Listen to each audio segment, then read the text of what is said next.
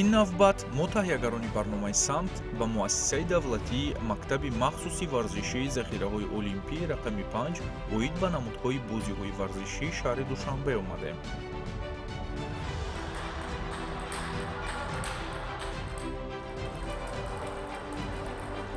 таи 4 рӯз аст дар ин толор рақобатҳо дар доираи чемпионати тоҷикистон оид ба тенниси рӯи миз ҷараён доранд. имрӯз беҳтаринҳо барои анҷом додани бозиҳои финалӣ омадаанд. рақобатҳои ин мусобиқа дар навъҳои инфиродӣ, даставӣ, ҷуфтӣ миёни мардҳо ва бонувон, инчунин ҷуфтии омехта роҳандозӣ гардиданд.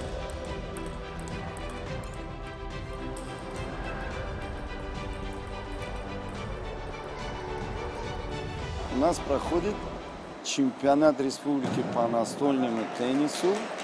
Участвует 8 мужских команд и 7 женских. Цель этого чемпионата – определение сборной республики Таджикистан среди мужчин и женщин на чемпионат Азии 2026 года. дар чемпионати тоҷикистон дастаҳо аз пойтахт, шаҳру ноҳияҳои тобеи марказ, вилояти хатлон, суғд ва вилояти мухтори ҳӯйсуни бадахшон ширкат доранд. наздики 100 варзишгар таи ин рӯзҳо миёни ҳам рақобат оростанд. дар асоси нақша чорубинии кумитаи кор бо ҷавонону варзиши назди ҳукумати ҷумҳурии Тоҷикистон аз санаи 27 то 30 ноябри соли равон чемпионати ҷумҳурии Тоҷикистон оид ба тенниси рӯи миз ташкил баргузор гардида истодааст ки ман боварӣ комил дорам ки дар оянда варзишгароне ки ба дасти якчини ҷумҳурии Тоҷикистон дохил шуданд дар мусобиқаҳои осиёгӣ, ҷаҳонӣ ва бозиҳои олимпӣ парчами ҷумҳурии Тоҷикистонро боло мебардоранд.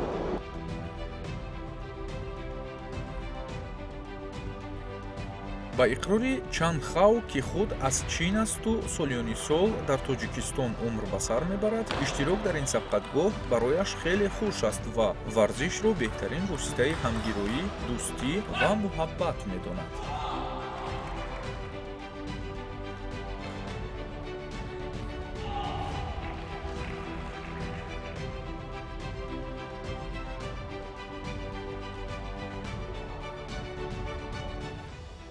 Меня здесь Абдували зовет, здесь уже 7 лет живу. Спасибо, что народ таджики мне здесь научили вот этот спорт, настольный теннис. И вот здесь я нашел свои друзья, свою команду, с ним вместе проводить время, я очень рад. Таджикские гостеприимные – это то, что весь мир, может быть, топовый, который я почувствовал.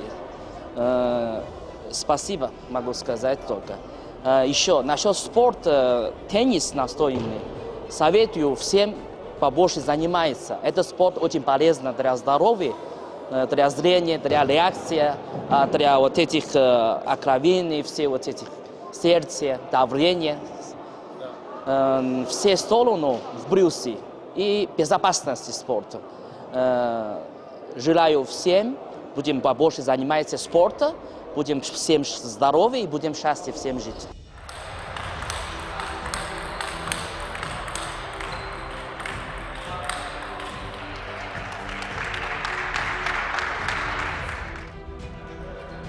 сабқатҳои ибратбахши варзишгаронро дида насли нав дар роҳияи бурдани тарзи ҳаёти солим ва муҳаббат ба варзиш тарбият мегиранд.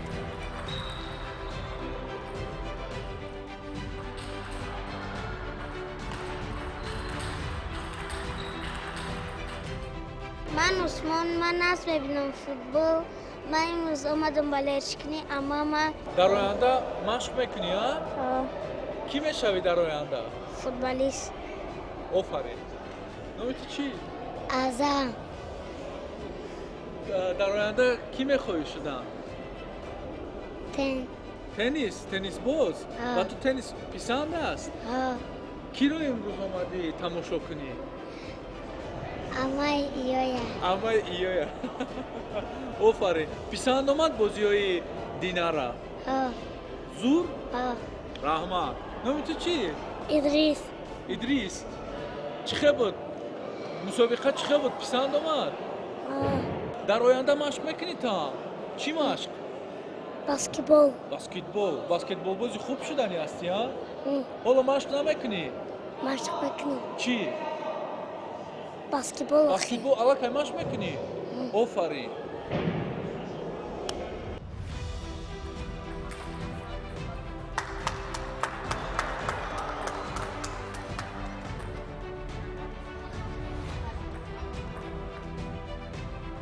нахуст нерӯсанҷиҳо дар бахшҳои ҷуфти бонувон ва ҷуфти омехта роҳандозӣ гардиданд. иштирокчиёни сабқатҳо бо масъулияти баланд ва эҳсоси ангеза рақобатҳои арзанда нишон доданд.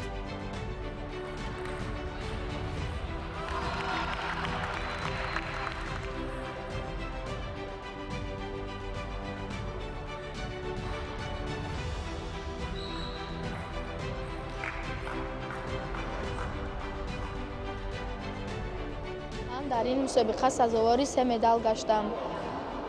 Дар дастави сазовори ҷои аввал, дар ҷуфти сазовори ҷои дуюм, дар инфиродӣ сазовори ҷои сеюм шудам. Ман хеле хурсанд ҳастам, ки дар ин мусобиқа сазовори медалҳо гаштам. Ин ҳама кӯшишу заҳматҳои мон барои он аст, ки дар мусобиқаҳои Таҷикистон берун иштирок карда сазоворҳои ҷои намоён шавем ва парчами Таҷикистонро баланд бардорем.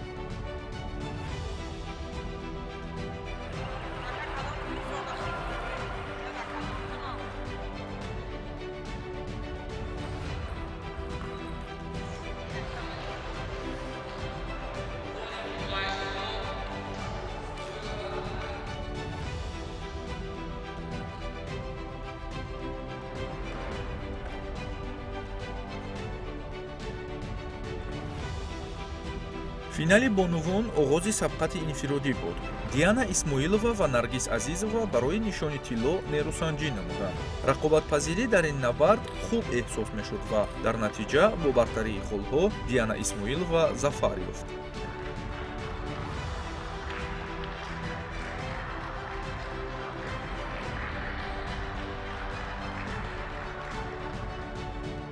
ин сол дар чемпионати ҷумҳурии Тоҷикистон оид ва тенниси рӯи миз чемпиони мутлақ шудам. ин якум бор аст. порсоло ман иштирок мекардам, вале дар смехта дуюм ҷо мегирифтаму мутлақ шуда наметонистам. Ман аз ин хеле шодам ва хоҳиш мекунам, ки бисёртар кӯдако тенниси рӯи миз ба биёянд, варзиши мо пешравӣ кунад. Мо дар ин варзиш оилавӣ машғул ҳастем. Бародаромам бозӣ мекунанд. Мисоли гап Саъди Исмаилов ба наздикӣ дар бозиҳои исломӣ сеюм ҷо гирифтанд, медали биринҷӣ буриданд.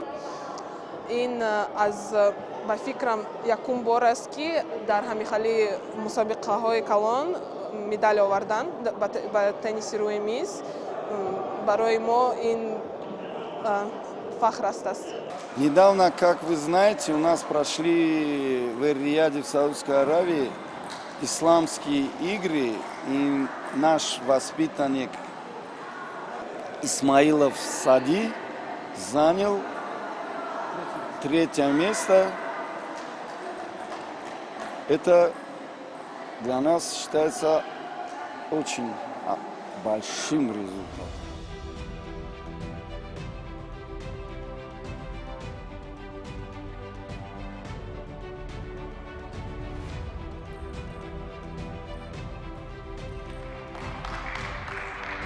сабқати интиҳоии инфиродӣ ду варзишгари соҳибтаҷрибаро ба ҳам овард. финал миёни мардҳо. убайд султонов, ҷамшед ҳасанов. ин ҷуфт дар бозии инфиродӣ барои медали тиллои мусобиқа ба рақобат пардохтанд. толор хомӯш, нигоҳҳо ба мизи онҳо. рақобат шиддат мегирифт ва лаҳазоти саршор аз эҳсосоту ангезаро дар таркиб дошт.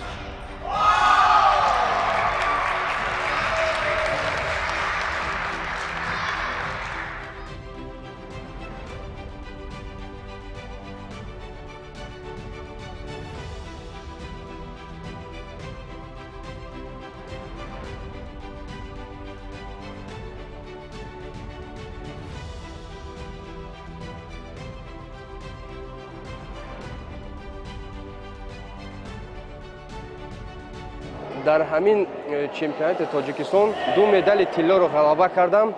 Оянда дар байналмилалӣ мусобиқаҳои давлатҳои дигар байрақи тоҷикистонро бало бардорем. дар сатҳи баланд гузашт мусобиқа шогирдонам ва худам аз ҷои аввал шудем даставӣ. миннатдорам ба ҳамаи дастаи душанбе ки имрӯз омадан мухлисӣ карданд. дар оянда мусобиқаҳои байналмилалӣ аст. мо кӯшиш мекунем ки дар мусобиқаҳои байналмилалӣ ва шогирдо ҷои намоён бигиранд. тенниси рӯи миз яке аз варзишҳои пурсуръат аст. дар ин ҷо ҳам тамаркуз, ҳам ҳиссиёт ё худ рефлекс нақши асосӣ мебозад. ҳар зарба метавонад дақиқан тақдири бозиро тағйир диҳад.